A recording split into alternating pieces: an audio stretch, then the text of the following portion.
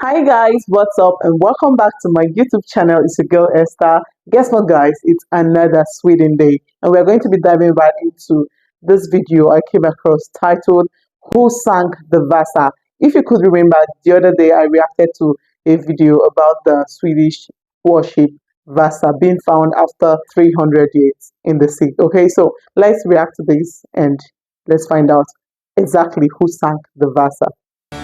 On August 10th, 1628, this was the most powerful weapon in the world. 20 minutes later, it was at the bottom of Stockholm harbour. There aren't any physical signs of damage.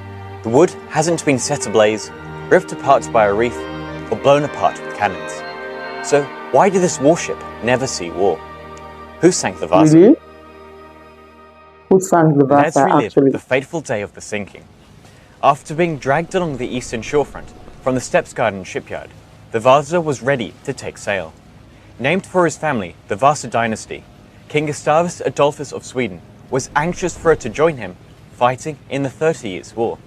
On board are sailors and their families, while along the shore thousands waited to see the flagship of the Swedish Navy take to the seas. All the gun ports along both the lower and upper decks are opened, ready to fire a salute as the ship leaves Stockholm. After unfurling her sails, she makes her way steadily through the port. Just as she rounds Beckhollen Island, a strong gust of wind makes the ship bank heavily to port. In fact, so far does she lean that the lower gun ports become submerged.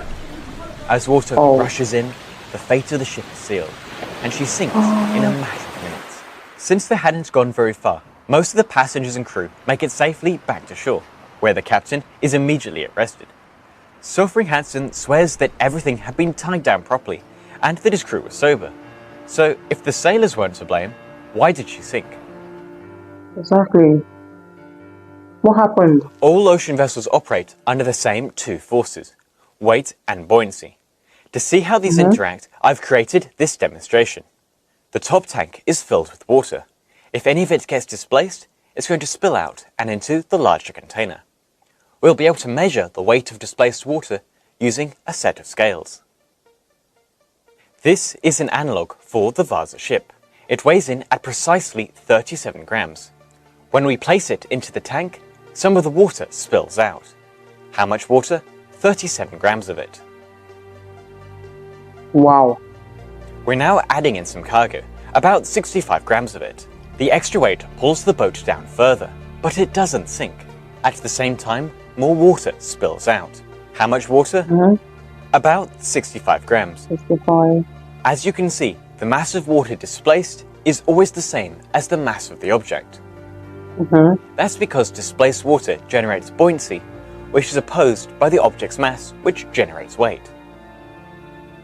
In the end, the boat sinks just far enough to exactly counter the extra mass.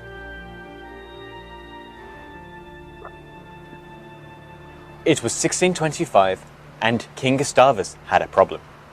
Up until the 17th century, the Swedish Navy had focused on smaller, faster vessels, well suited for the boarding rather than outright sinking of ships.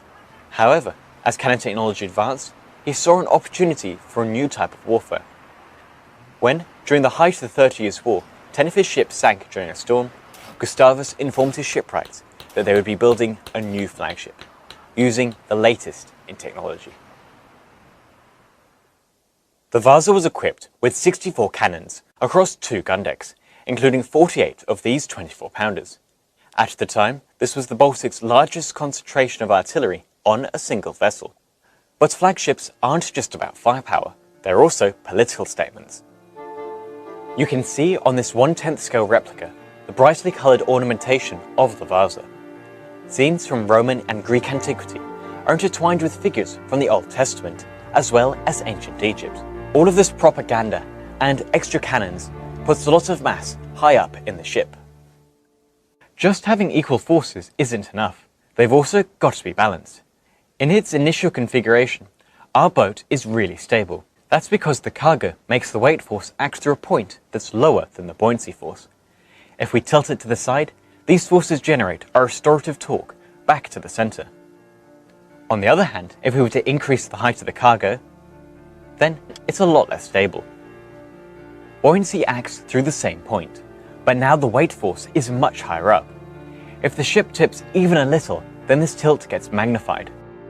We can prevent tipping in two ways: lower the center of mass by adding in more weight lower down, or by making the base wider so that it must lean further before falling over. When Gustavus ordered the Vasa to be built, the shipwrights had already started construction on a smaller vessel. Rather than wasting the resources, instead they just extended the already formed keel by 8 meters, bringing total ship length up to 70. In order to compensate for this instability, they added as much ballast as possible. However, the narrower profile of the ship made it much less effective. Yeah. After 120 tons were added, the ship was sailing too low in the water. Any more mass, and the water would start to spill through the gun ports. Uh-oh. Before the Vasa could launch, it had to pass a lurch test. This involves having 30 men run side to side along the deck, making the ship rock back and forth. By doing so, we can infer the relative positioning of the weight and buoyancy forces. In Pirates of the Caribbean, they use an especially exaggerated form of this test to flip the Black Pearl. After just 3 traversals, it was decided that the Vasa was lurching way too far, and the test had to be abandoned. For comparison, it took Jack Sparrow and his crew more than 10 times that amount before their ship would sink. At this stage, someone should probably have told the engineers, or even the king, that the ship was unseaworthy. However, it appears the message never got through, and with Gustavus at war and anxious for the Vasa to join him, the launch date was set for August 10th. The rest, as they say, is history. So, at the end of the day, who sank the Vasa? The official inquest found that no one was to blame. The captain was just sailing a ship that had indeed passed a test, and was built to specifications outlined by the king himself. Were the courts really going to accuse the most powerful man in Sweden of sinking his own warship? Probably not. Exactly. Probably not. Wow, guys, this was so educative. This guy broke down everything to the best of his knowledge. I think I enjoyed watching this, and I also think that from what he explained, you can't really blame the captain because he was just there doing his job after something has been built and satisfied that this had passed a test. If, for example, you've got an airplane and you've got a pilot, on the plane, and something happens to that plane, would you blame the pilot? For example, if it is not the pilot's fault, if it is something that had to do with technical fault, would you blame the pilot? Obviously, no. I think it might be the other party because it wasn't the pilot that, formed the airplane. He was just doing his job, which is what to fly the airplane. And I think that is what this is all about. So I don't think the captain sank the ship as well from this whole explanation that I've watched.